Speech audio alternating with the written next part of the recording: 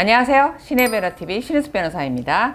봄이 다가오고 있기도 하고 바람도 불고 대선 때문에 굉장히 나라가 시끌시끌한데 유세장은 축제 분위기던데요.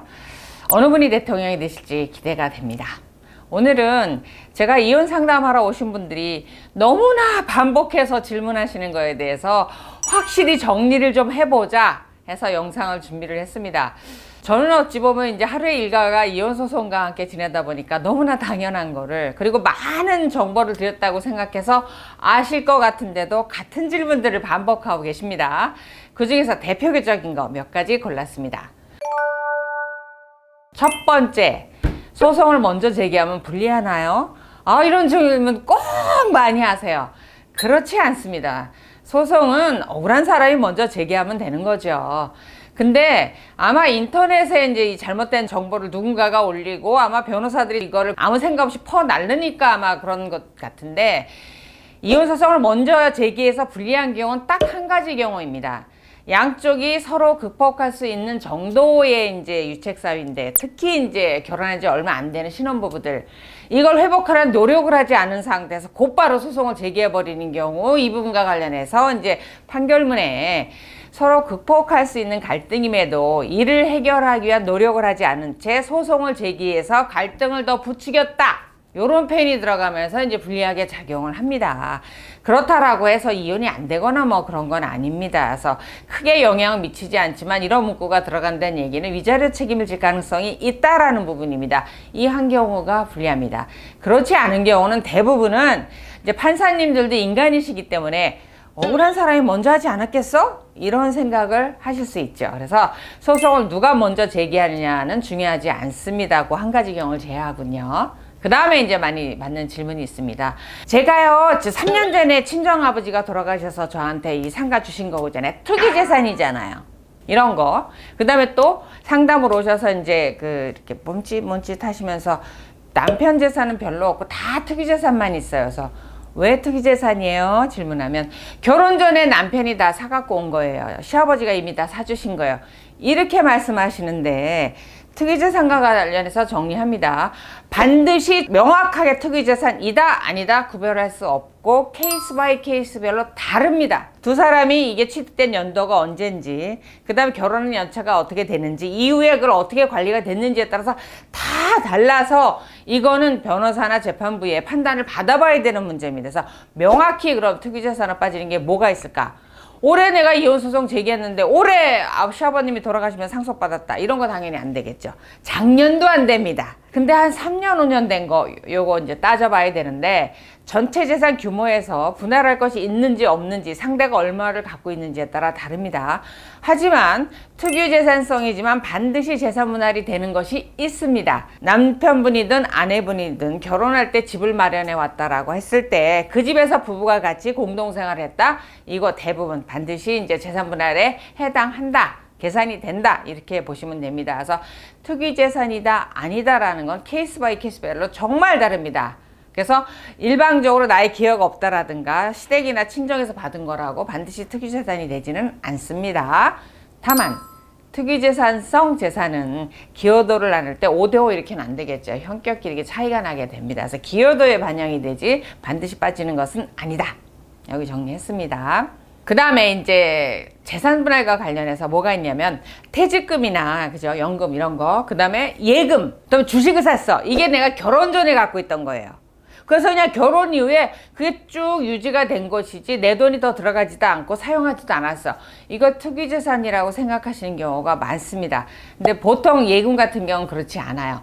그게 재판부마다 이제 다른데, 어떨 때는 계산을 어떻게 하시냐면 결혼 전 거하고 결혼 후 거를 나누세요. 그래서 결혼 전 거를 빼버리고 나면 결혼 후의 것에 대해서는 5대5 이렇게 기여를 높게 이제 판단하시는 분이 계시고, 그 다음에 결혼 전 것과 결혼 후 거를 따져가지고 결혼 전께 한 70% 되고 결혼하고 난 이유가 이제 30% 정도밖에 안 된다라고 하면 전체를 재산분할에 넣으시되 9대1 이렇게 판단하시는 경우도 있습니다. 그래서 결혼 전과 결혼 후에 투입된 예금의 비율을 이제 고려해 보시되, 이거를 나눠서 나머지만 기여도를 높이는 경우도 있고, 그 다음에 전체를 해서 9대1, 8대1 이렇게 나누는 경우도 있다. 근데 왜 이렇게 다르냐고요?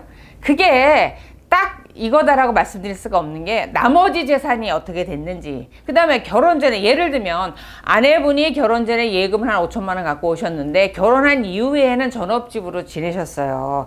그러면 결혼 전이라고 5천만 원을 다 빼겠느냐? 그렇지 않다라는 거죠. 만약에 결혼한 이후에 남편분이 만약에 수입이 없었다 그러면 아내분이 이 돈을 쓸 수밖에 없었거든요. 근데 남편분이 벌어들인 수입으로 5천만 원이 보존된 거기 때문에 이것도 재산분할 넣되, 이때는 9대1보다는 조금 더 남편의 기여도를 더 올릴 가능성이 있죠. 그래서 이렇게 사안마다 다르기 때문입니다. 그래서 전체적인 재산을 놓고 이렇게 판단을 받아보시는 게 가장 정확합니다. 그 다음에 재산분할표를 이렇게 정리를 해갖고 오시면서 표를 이제 어떻게 나누시냐면요. 제가 이 아파트를 분양받은 게 이게 3억인데요. 지금은 7억으로 올랐어요. 그러니까 4억이 재산분할이 된다고 생각해요. 라고 이렇게 표를 정리를 하고 오신 분이 있습니다. 그렇지 않습니다. 절대로 처음에 결혼할 때라든가 아니면 분양을 받아서 올 때 3억짜리가 현재 7억으로 올랐으니까 차액 4억만이 재산분할 대상이 되는 게 아니고 7억 전체가 재산분할이 되되 기여도로 조절을 하게 됩니다. 그래서 보통 결혼 연차가 10년이 넘었으면 5대5, 6대4 이 정도 하잖아요. 그러니까 7억을 결혼이 한 10년 차 됐다 그러면 5대5 또는 뭐 집을 남편분이 해갖고 오셨다면 남편이 6, 아내가 4 이렇게 되는 게 7억에 대해서지 그 오른 4억에 대해서만은 아닙니다. 그렇게 계산하지 않아요. 현재 시가를 누가 사왔는지를 감안해서 기여도로 조절한다. 차액만 분할 대상이 되는 것은 아니다. 근데 정말 이 주장들을 많이 하세요. 특히 이제 줘야 되는 입장에서 그 주장들을 많이 하세요. 근데 그렇지 않습니다. 전체 가액입니다. 그 다음에 또 하나 이제 차명 통장을 가지고 운영하시는 분들이 있으세요. 그러니까 예를 들면은 남편이 시어머니나 시아버지의 통장을 가지고 이용을 한다는 거예요. 그리고 사업을 하시면서 시누이나 이 사람들 명의로 사업을 하지만 실제로 남편이 운영하고 있다라는 거예요.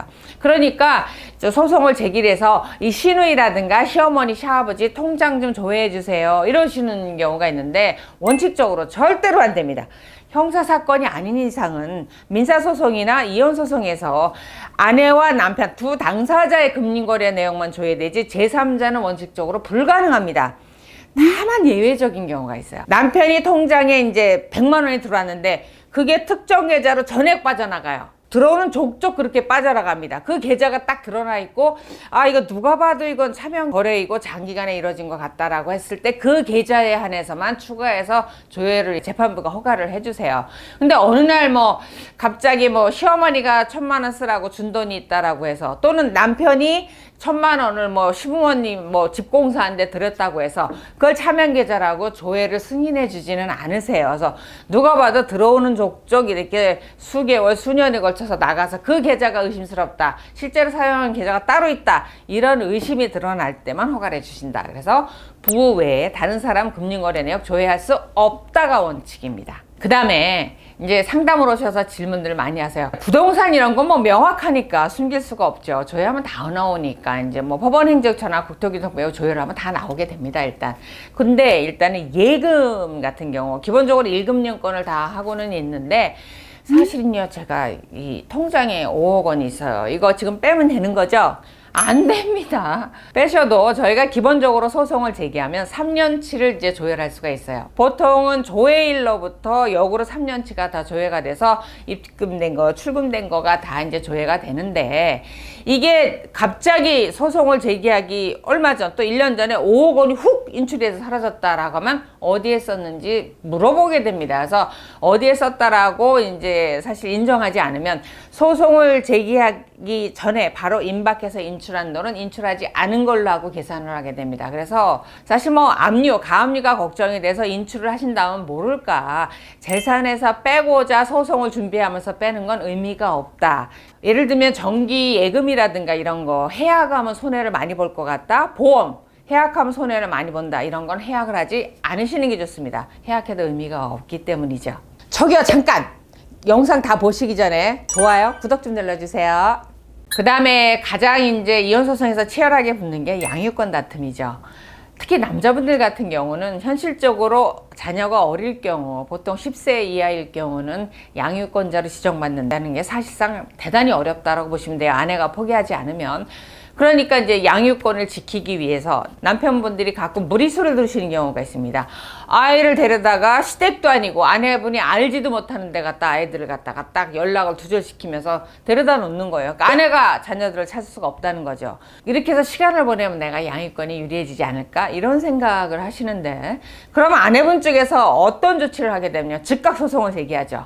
즉각 소송을 제기를 해서 친권 양육권을 주장하면서 유아 인도 청구를 이제 사전 처분으로 신청하게 됩니다. 그러면 자녀가 어리다라고 하면 재판부가 돌려놔라, 이런 결정을 조기 하시는 경우도 있고, 무엇보다 면접 교섭을 즉각 실행을 하십니다. 그래서 아이를 감춰놓고 소송을 진행하면 내가 유리할 것이다, 이거는 제가 볼 때 굉장히 무리수를 둔다. 그리고 그렇게 해서 아이를 감춰놓고 면접 교섭을 차단한다. 양육권자 지정받는데 대단히 이제 불리합니다. 그래서 이런 거는 사실 순리대로 하시는 게 좋고, 다만 이제 아빠가 현재 양육권자로 아이를 소송 진행 중에 양육하고 있어서 유리하다라는 것은, 이제 맞벌이 부부이다 보니까 아이를 평상시에 이제 시댁에 보내서 지내고 주말에만 데려다보고 이런 형태로 이제 살고 있는 경우가 있어요. 이 상태에서 소송을 제기하면 재판부가 이 상태 유지하면서 소송을 진행하겠다, 이렇게 묶어두는 것이지, 무리해서 아이를 탈취해서 감춰놓고 연락을 못하게 하고, 이게 결코 유리하게 작용하지 않습니다. 그래서 양육권을 위해서 아이들을 탈취하거나 은닉한다든가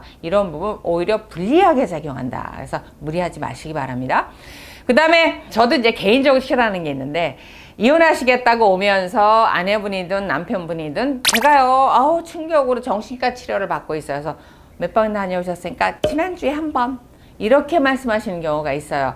이거 솔직히 가슴에 손을 얹고 생각해 보세요. 인터넷에서 이렇게 하니까 정신과 치료를 받는 게 유리하다더라, 이거 보시고 하는 거잖아요. 구분하시자고요. 그럼 전 질문합니다. 정말 불면증이 너무 심하고 너무 정신적인 고통이 심해서 일상생활을 할 수가 없다, 또는 남편, 그러니까 아내, 배우자로부터 심한 폭언과 폭행으로 인해서 내 정신적인 이런 불안증이 심하다, 이러면 치료 받으셔야죠. 치료가 필요하시면 받으시되, 필요하지 않으면 무리하실 필요 없습니다. 정신과 치료 한두 번 받았다고 소송에서 유리하거나 하지 않습니다. 이거 잘못된 정보입니다. 그렇지 않습니다. 필요할 때만 받으시기 바랍니다.